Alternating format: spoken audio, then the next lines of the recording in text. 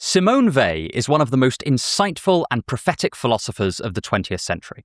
If people today have read her work, then they tend to know her for her highly influential ideas about attention and focus. But today, I actually want to set those to one side and look at what she thought made for a good and fulfilling human life, using just 4 of her many, many essays. Because, as we will see, she's going to end up calling a lot of us in the modern world out. Myself very much included. Also, this video is adapted from a reading group that I ran over on Substack back in February, so thank you to everyone who took part in that for their comments and discussion. If you want to join us for the next one, we're currently reading Dostoevsky's The Brothers Karamazov. Also, as always, please don't be satisfied with this video and go and read Weil for yourself. She is well worth it. My name is Joe Foley, and this is Unsolicited Advice. 1. The Needs of the Soul. One of Weil's most consistent interests in her intellectual career is the investigation of what people need to feel joyful, and the flip side of that, what people need to alleviate their suffering.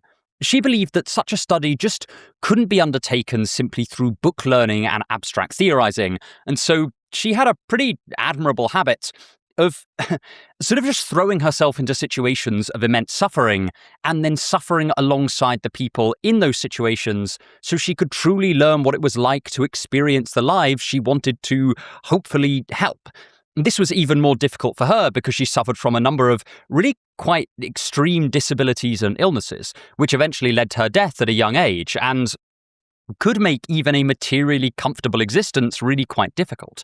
Examples of this included volunteering during the Spanish Civil War, an act that eventually led to her falling into a pot of boiling oil, which was obviously pretty unpleasant. And she also worked at factories in France, performing hard manual labour that ordinarily no woman in her physical condition would be expected to undertake. Despite this extra difficulty, the people that she worked and served alongside often remembered her for her particularly remarkable courage and compassion. All of this is to say that when Simone Weil talks about the roots of human suffering and what humans need, she has well and truly walked the walk. And the culmination of this effectively lifelong study of hers, although admittedly she did live quite a short life, is her book, The Need for Roots. The book was written in 1943 during the German occupation of France, and when the outcome of the Second World War was still up in the air, but when people had begun to think about what a new free French society might look like. Today we'll look at the opening of her book, which is often given the separate title, The Needs of the Soul. As the title suggests, it discusses what Weil thinks a soul needs. Obviously, this includes physical needs, but of course, humans are not just mechanistic algorithms where you put in certain physical inputs and they respond by gratefully outputting happiness. Weil wants to do justice to the fact that humans are complex psychological creatures having complicated psychological and, in her view, spiritual needs that any successful society must fulfill. We won't go through them all here as they are pretty numerous and each one is described in quite a lot of detail, but there are a few that leap out to me as particularly insightful and worth exploring. Weil's first need is order. This is not so much a physical order as a moral one. Someone has order in this sense if their values are coherently organized such that no one is compelled to violate imperative obligations in order to carry out other ones. In other words, order here means that we are not torn in different directions by competing duties. We have a harmonious structure to our values, and I would say to our desires. Closely related to this is the need for liberty, which Weil is very careful to distinguish from our ordinary sense of the word. She doesn't mean liberty in the sense of having lots of options for your actions or having no restraint on your behaviour. In fact, she thinks quite the opposite, that liberty is found when our choices are voluntarily limited by our duties and our values. Liberty for Weil is thus when someone understands and endorses the rules by which they are living. A monk may have very few real options for their actions as they spend most of their time and most of their life serving their monastery.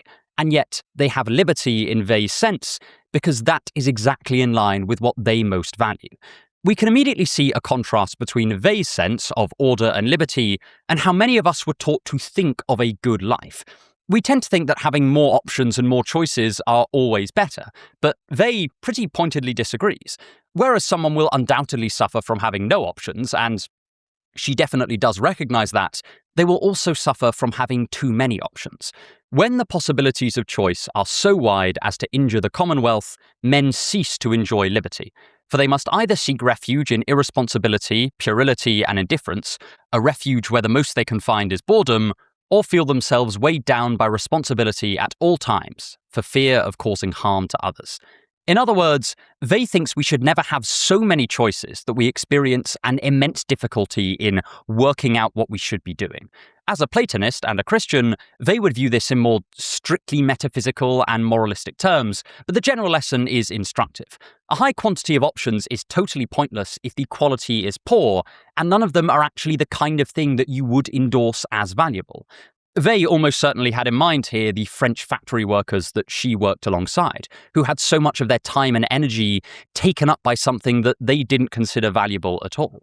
We all know that simplistic views of human needs, where material success and physical prosperity are the only things that matter, are false. And many people have pointed this out.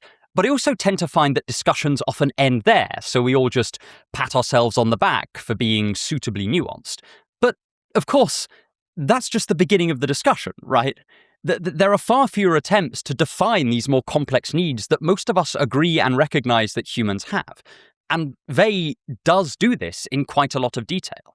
Although Weil doesn't use this term, I tend to view these initial needs as the value-based needs of the soul, since they're all to do with the architecture of our value systems and the ability we have to act on them. I call the next set of needs the community-based needs, and again, that's not Weil's term. The first of these needs is obedience.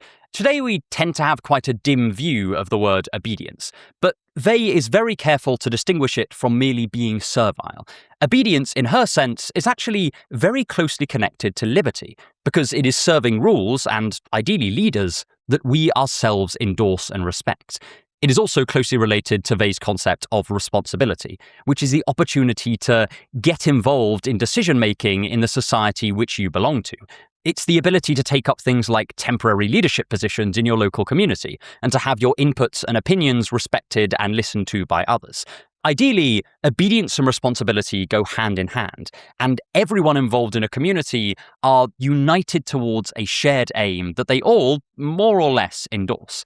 As Weil puts it, it should also be realized that those who command obey in their turn, and the whole hierarchy should have its face set in the direction of a goal whose importance and even grandeur can be felt by all, from the highest to the lowest.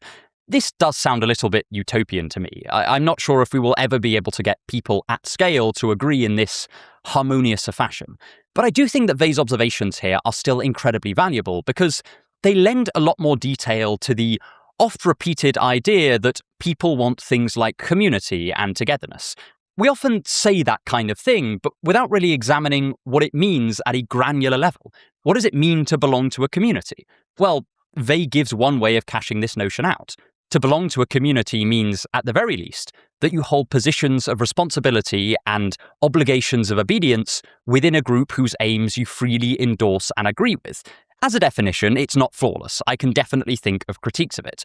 But in specifying this, we already have a better idea of what community might look like than if we just continue to talk about it in the abstract.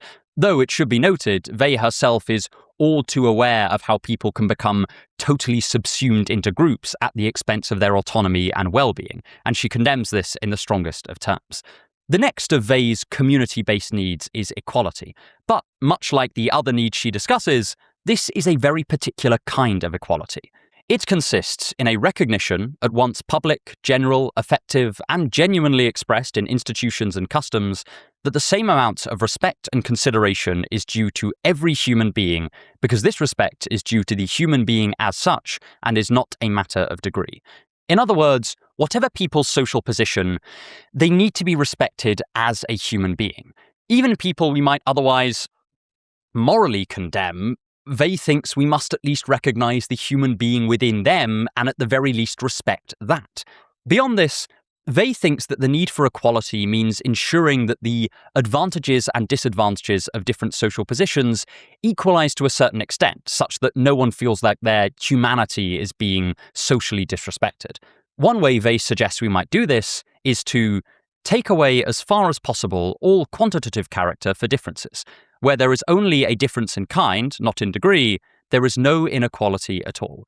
That is, she wants us to view different professions and social positions as not more or less dignified, or more or less honourable, to use one of her other needs, but as doing different jobs and fulfilling different tasks, all of which are essential to the running of the society. Weil is sensitive to the human requirement for kind of a broad dignity, and many of her more granular aims can be subsumed into that, at least a little bit.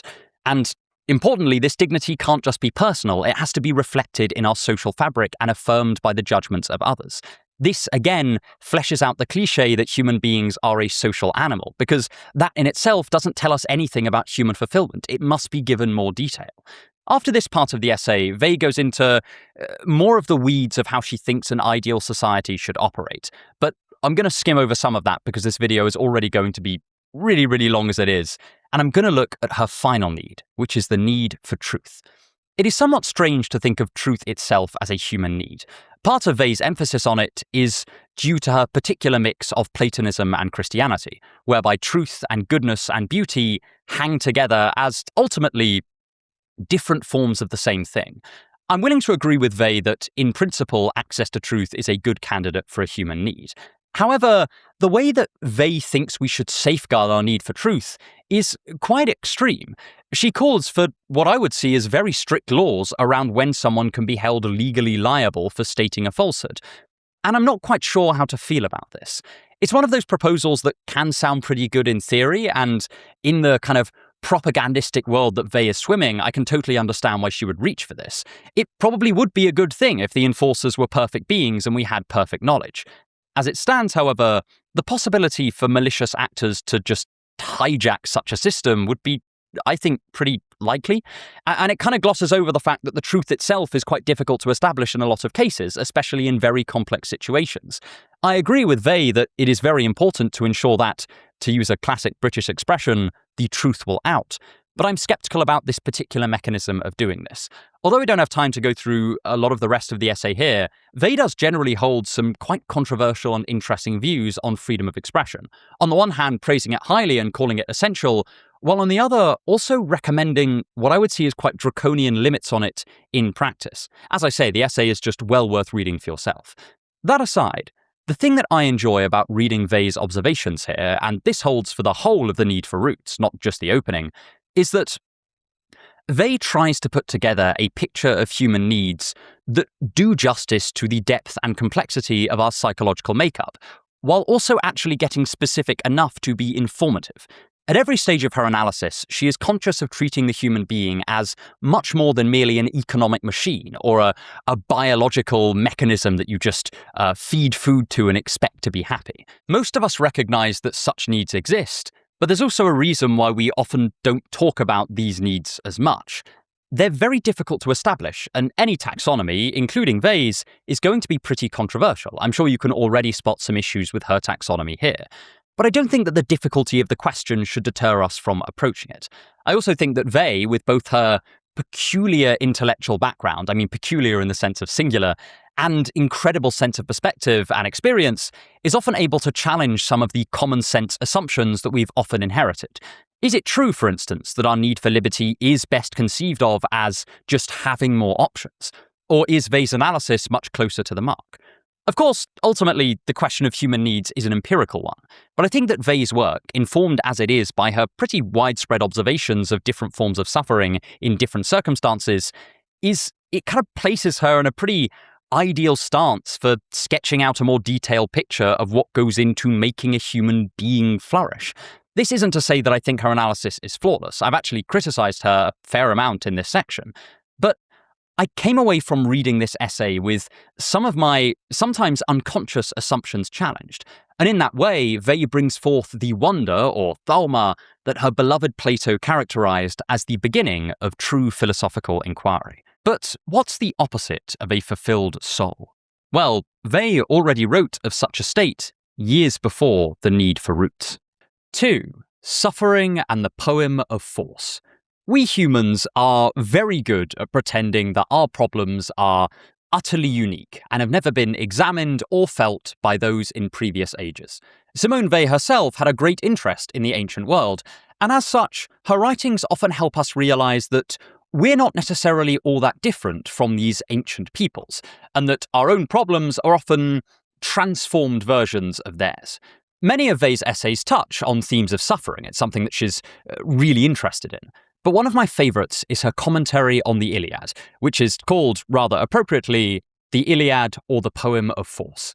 On the surface, it might seem like an odd choice to write about suffering through the lens of such an ancient poem, but this is a deliberate decision on Wei's part.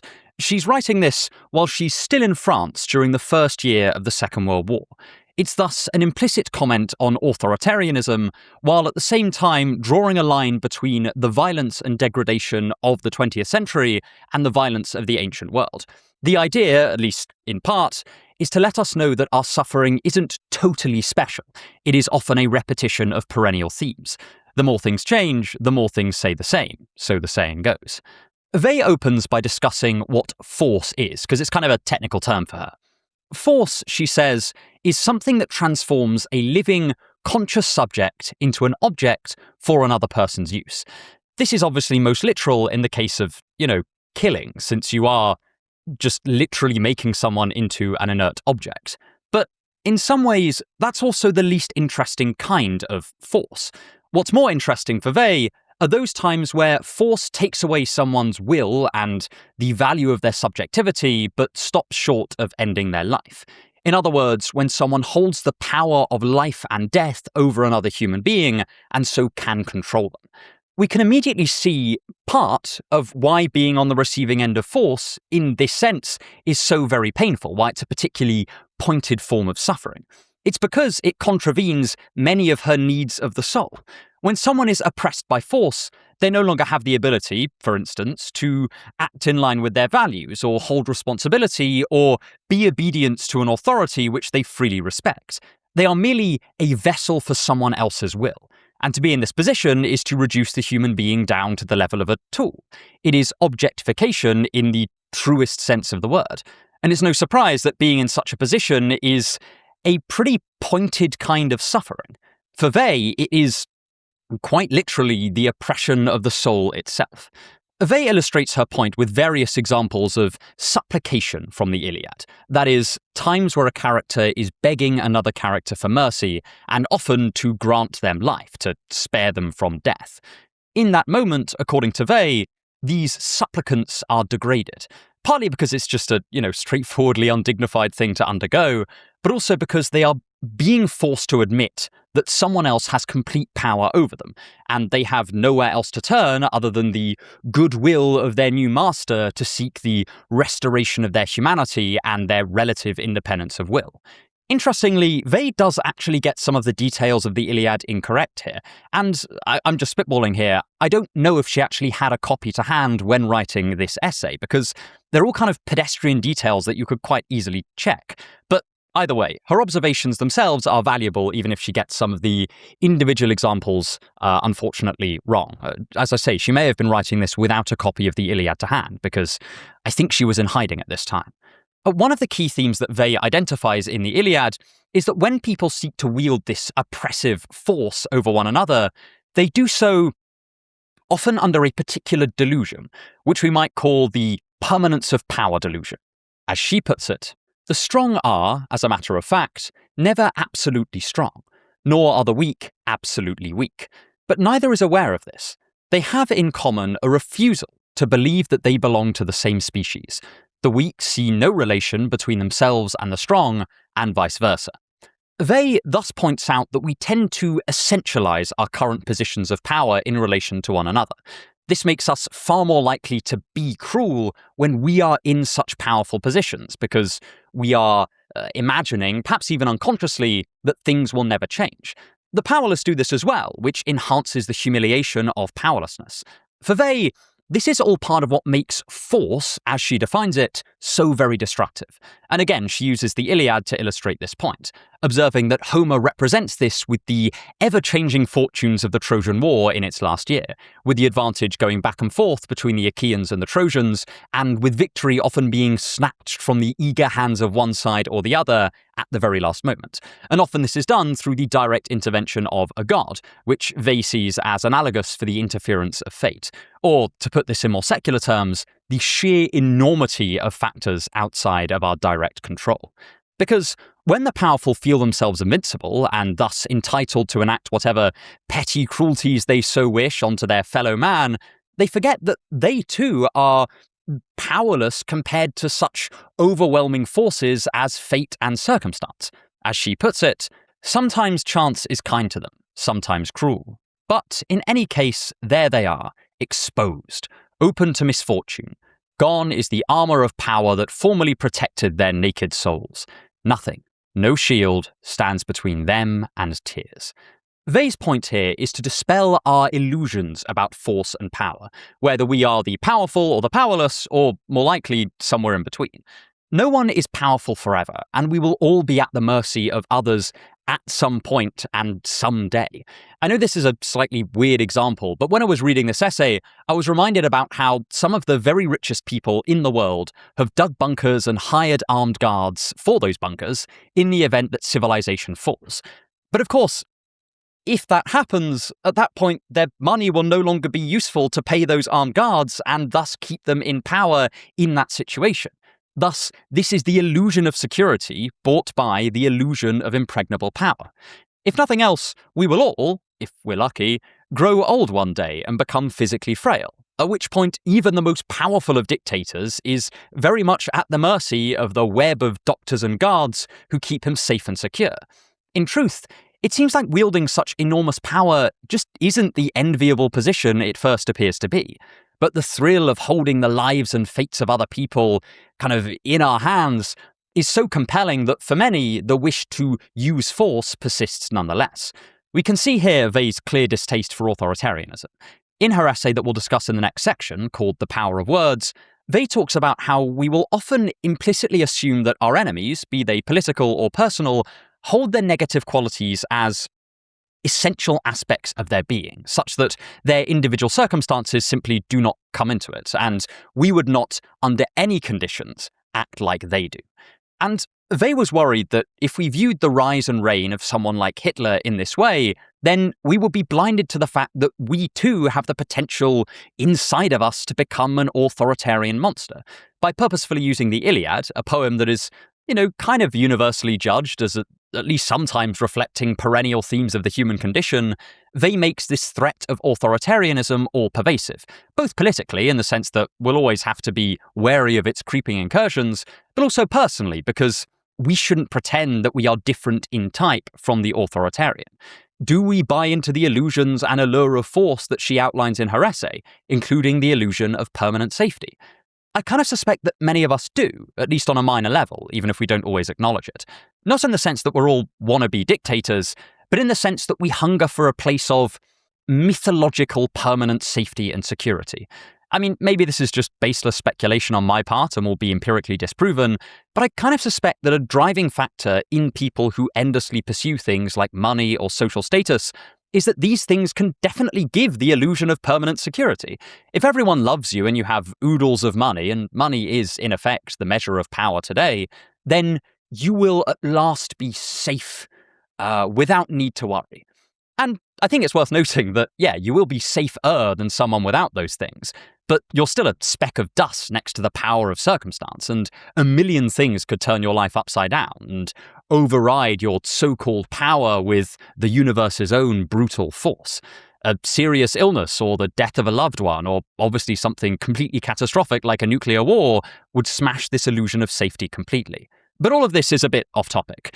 The other key point of this essay that I think is worth drawing attention to is the link Weil makes between the way that Homer describes suffering and affliction and how she thinks that presentations like this can enable us to feel a deeper and richer form of compassion. As she puts it, nothing is so rare as to see misfortune fairly portrayed. The tendency is either to treat the unfortunate person as though catastrophe were his natural vocation, or to ignore the effects of misfortune on the soul, to assume, that is, that the soul can suffer and remain unmarked by it. To that is, Weil's own that is, we often view suffering as implicitly deserved or brought about by the sufferer. Or alternatively, and I think this is probably a much more common thing to do, we shy away from the total effects of suffering on the human personality. We might agree that suffering can make someone unhappy, but we tend to recoil when suffering breaks someone's mind or just transforms them into a far more spiteful and wicked person than before they suffered. I imagine part of this is just that it's quite morally frightening to admit that someone can be a faultless victim, and more than this, that precisely because of their faultless victimhood, they can later down the line become a victimizer themselves. As a Christian mystical writer, Weil, of course, compares this to the Gospels. For her, the difference between the Gospels and some later Christian literature is that the Gospels don't pretend that God can save you from suffering in this material world. The suffering of Christ is, just like Weil's view of the Iliad, a brutal and unadorned look of what torture and death is like. And it's this awareness of the sheer brutality of suffering and the totality of its effects that Weil thinks allows us to develop our sense of love, compassion, and justice. And it's one reason why she thinks that people who have suffered have the potential to develop these propensities, let's say, to a deeper degree. Weil writes in quite a mystical style here, but this is my reconstruction of what I think she's getting at. The reason that we need to see pain and suffering in their unadorned, horrendous, ugly state in literature is that without this, when we feel compassion for a suffering person, we don't really know what we're feeling compassion for exactly. We would be imagining the sufferer to be feeling one way, when in fact they're feeling totally different. And this prevents us from forming the necessary vicarious emotional connection that we tend to think is quite a big part of compassion. The lack of felt knowledge begets a kind of emotional and then dispositional blindness. Moreover, when we don't appreciate that great suffering can make someone genuinely behave more spitefully and viciously, then we'll always be reserving our compassion for the perfect sufferer who has never done anything wrong. But this is to cut off our compassion from almost all humanity, because very few people can bear intense suffering with saint-like selflessness. I know that I can't. As Ivan Karamazov famously observed, if a suffering person were not grateful to the help given them or the compassion shown them, most of us would find it very difficult to continue. But inasmuch as we withdraw our compassion from the ungrateful or the wicked, Weil thinks we're falling far short of the ideal and unacceptably limiting the scope of our compassion. I find this essay very interesting. On the one hand, it is an examination of the Iliad. I think we could raise a number of objections to it because Weil, in classic style, reads quite a Christianized value system into the Iliad that I don't necessarily think is there. In fact, I think we have good reason to suspect that it's not there. But despite this, the essay itself is an excellent work of philosophy in its own right. And I think it has a lot to teach us today, sort of about our own hypocrisy, if that makes sense. I think that Weil is just straightforwardly correct about the way we tend to preach compassion while often reserving it in practice for a very select group of sufferers, namely those who behave exactly like we think a perfectly meek sufferer should. And I think she's absolutely right about how we often do not grasp what other people are feeling when their suffering truly is deep, especially if they feel like their very wills have been taken away from them. But more than this, I like how Weil refuses to let us cast ourselves as fundamentally different from those that we condemn. I've spoken about this before, but I think there are few human tendencies as pervasive and as destructive as the way we trick ourselves into thinking that we are much more moral than we actually behave. There is far less distance between us and a monster than we would like. But it's one thing to flippantly acknowledge this, as I'm sure that many of us have done at some point, but it's quite another to act like this. And I think that Weil's essay, and particularly the way that we can read Weil's essay in conjunction with her life, where she really did sacrifice a lot of her own well-being in an attempt to alleviate the suffering of others, really kind of brings into sharp relief just how much distance there is between us and most of our professed ideals of things like compassion and kindness. However, even though Weil certainly linked present-day sufferings for her, with perennial issues, that's not to say that she didn't identify urgent and specific problems with her own age. In fact, she did that an awful lot. And these too have aged like a fine vintage. 3. Social prestige and the power of words. As I've mentioned about on the channel quite a bit before, I have always been very interested in language. In fact, I got into philosophy through the philosophy of language, which I gather is pretty unusual. I think part of this is that I've always thought quite firmly in linguistic terms. But I also think that because language is so commonplace, it's kind of the water we swim in, we forget how wondrous and kind of wild it actually is. If someone puts the right words in the right order, they can make me laugh or cry or persuade me to their position. But of course, with great power comes great ability to completely dick over everything for the rest of us. And Wei's essay on the power of words is about just this supremely impressive and supremely irritating dicking over ability. Wei begins her essay with a meditation on war. Specifically, she's concerned that in the 20th century, wars are being launched without a particular, well-understood objective outlined at the start. And this means there is little to no consensus on when they really ought to end. If you have a war over something tangible, like a piece of land, then you also have a natural way to end the war. If either party gives up their claim on the land, or either party seizes the land and can get the other side to concede, then the war has concluded. This obviously doesn't mean that the war is good or noble, just that it's well-defined. And Wei argues that being well-defined makes it slightly less likely to turn into, well, what today we might call a forever war. But what happens when you want to start a war, but your aims are less tangible, like generally establishing dominance in a region, or are the kind of motives that you can't readily admit to, like shoring up public support back home or distracting from a scandal? Well, in this case, you can appeal to what Wei quite sardonically calls words with capital letters, by which she both means ideological labels, but also terms that sound sensible but might not be well-defined in context. So take the term national interest. There are very sensible ways to use the term national interest, and it could be carefully defined within a given situation. But it can just as easily be vaguely gestured to as a justification for a conflict without defining it or exploring what it would actually mean in the conflict at hand. National interest is a particular example that Wei is concerned about. From one angle, Wei is describing what we would now recognize as the propagandistic usage of loaded terms. I talked about that quite a lot in my recent video on George Orwell. Essentially, when we use a word, we're not just expressing the literal content of the word, we're also drawing on all of the subtle, emotional, and associative associations that have built up over the years.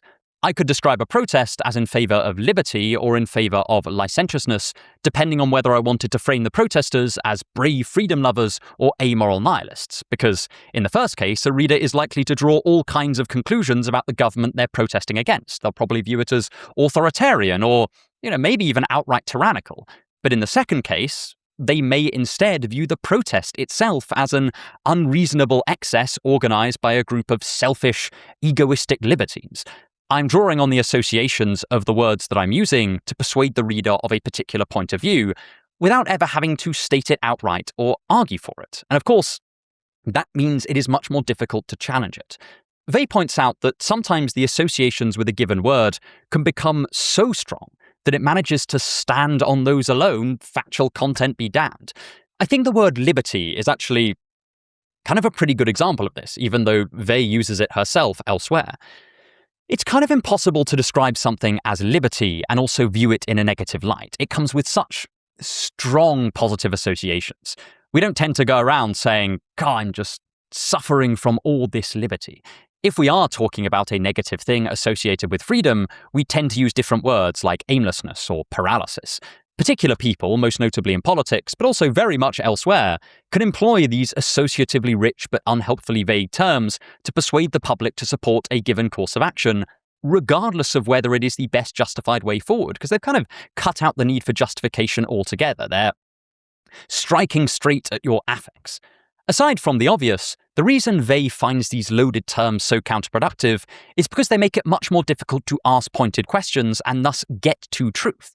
When someone invokes ideas like liberty or democracy or capitalism or socialism without pinning down a definition for the context of that conversation, it becomes quite difficult to interrogate the claims under discussion. For example, imagine that I proposed a course of action and I said it was going to save democracy. What does it actually mean to save democracy in this context?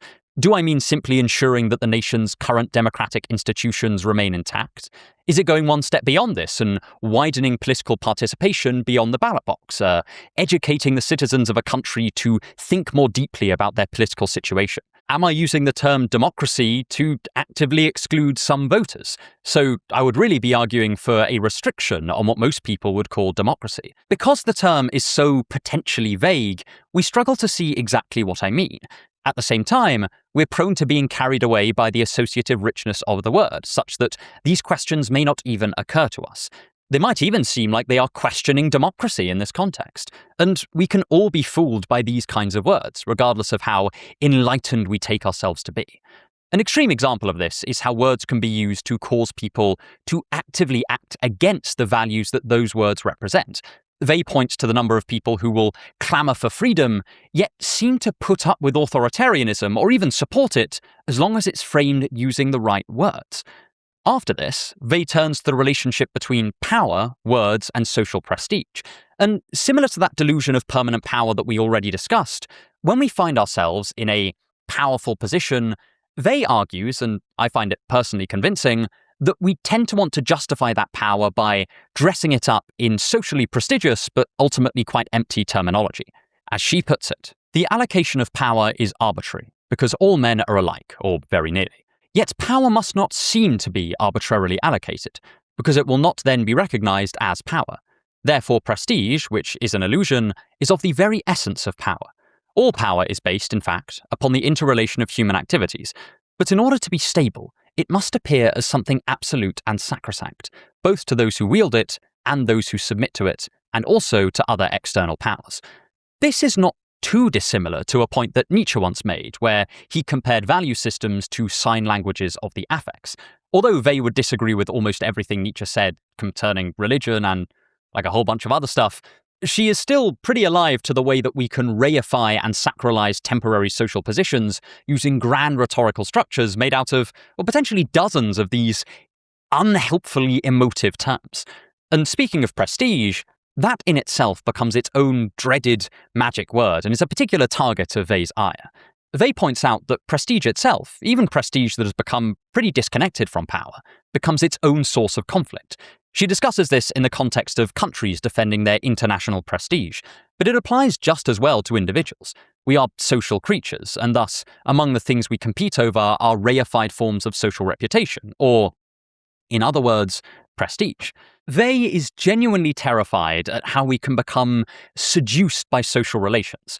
For her, certain social relationships are deeply edifying, and we'll come onto that in the next section when we discuss her views on friendship.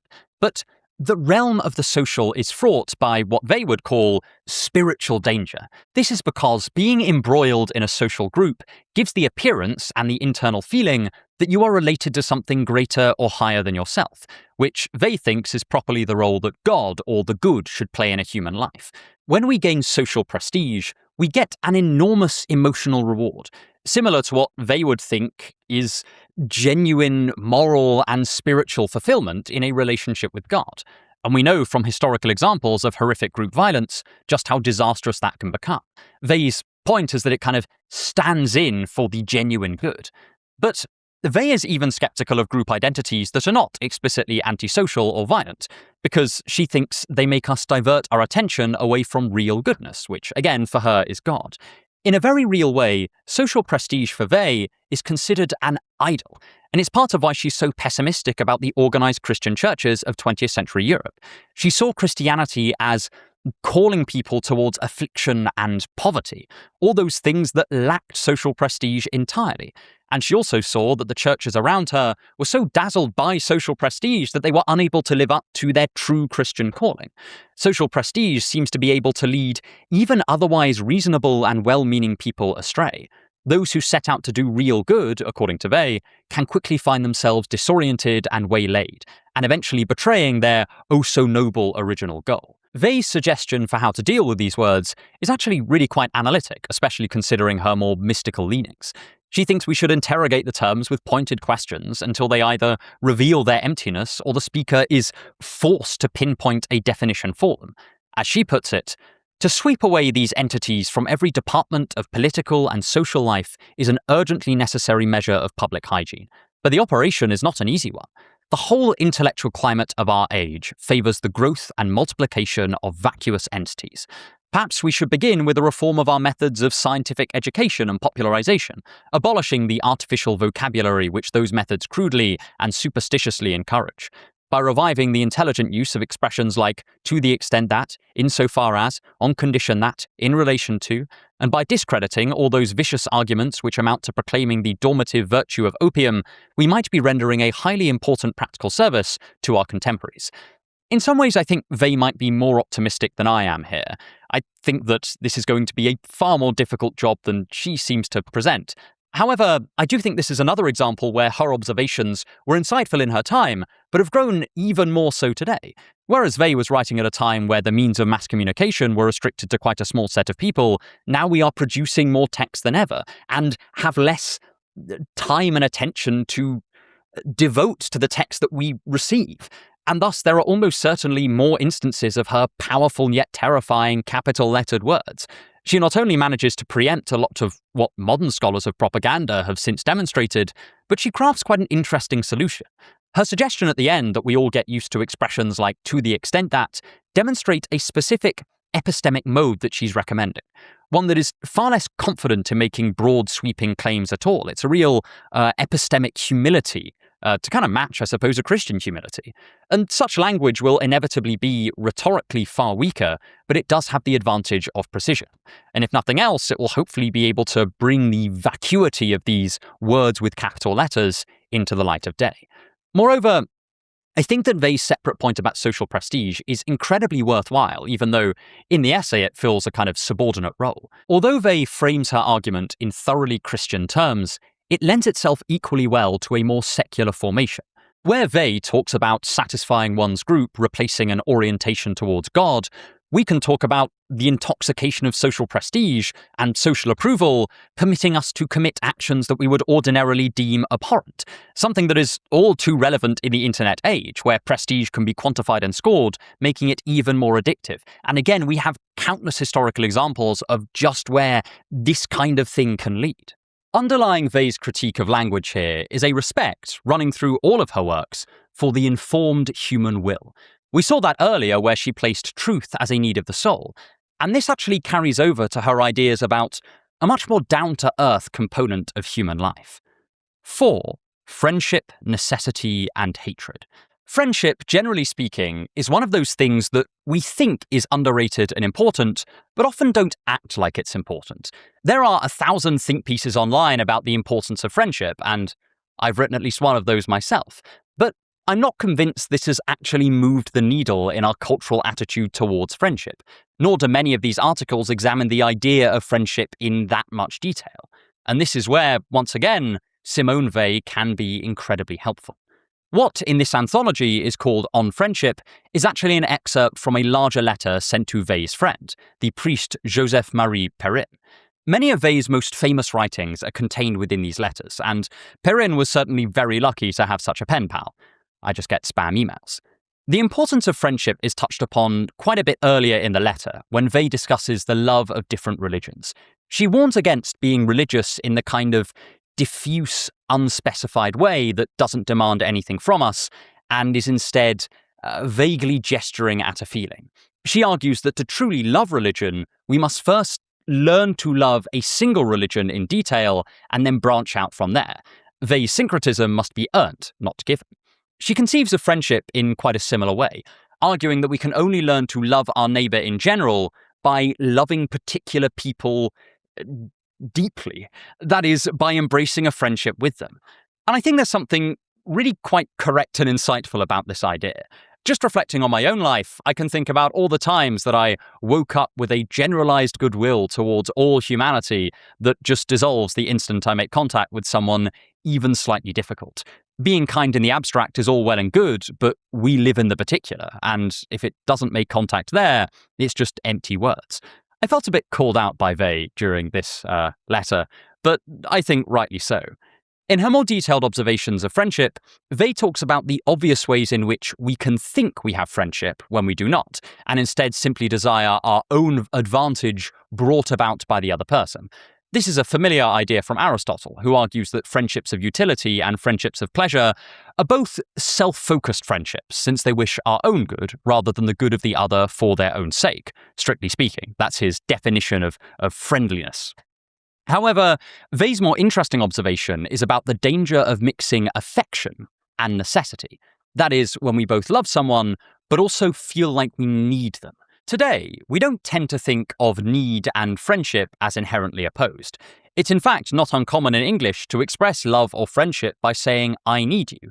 And to ward off a potential mischaracterization, Vey clearly doesn't think that no level of necessity is tolerable in affection, because she points to the love that parents have for their children as an example of necessity and love commingling.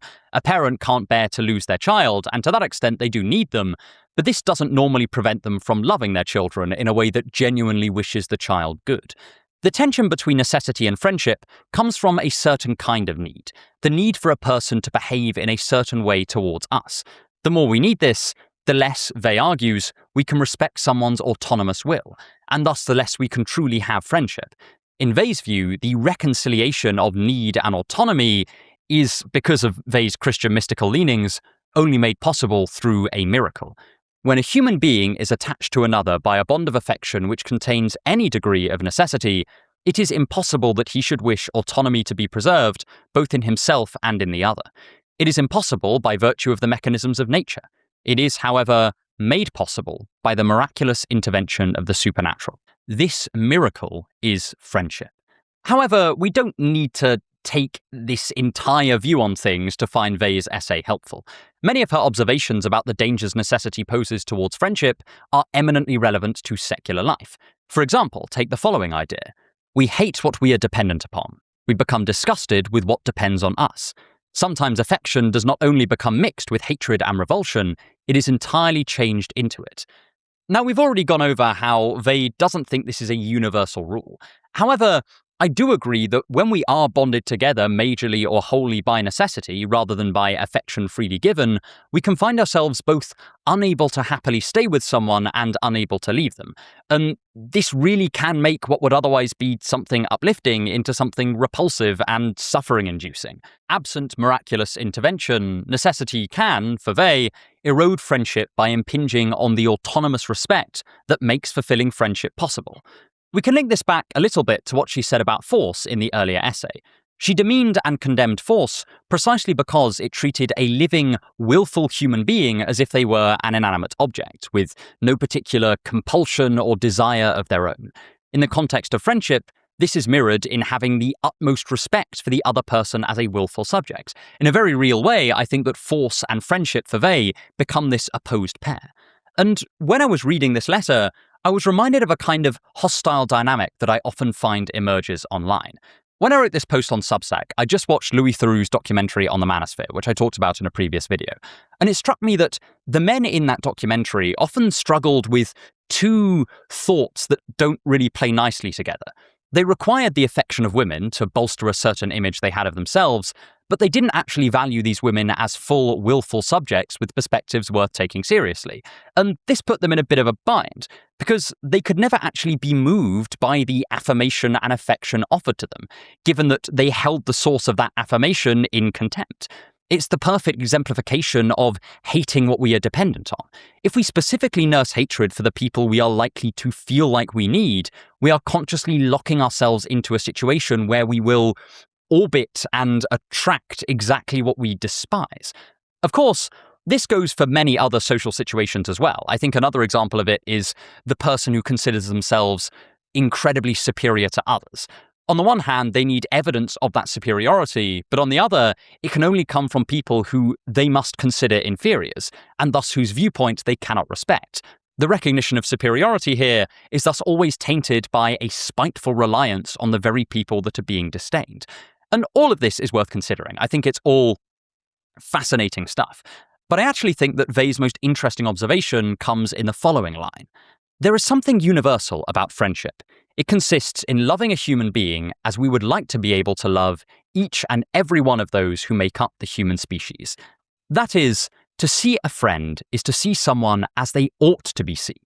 It's often assumed that being friends with someone makes us unhelpfully biased in their favour, that it has a clouding effect on our vision. But Vey takes an entirely opposed perspective to this. For her, friendship is seeing someone more accurately, more like they ought to be seen. And when friendship is absent, we're actually doing the people that we observe a positive disservice.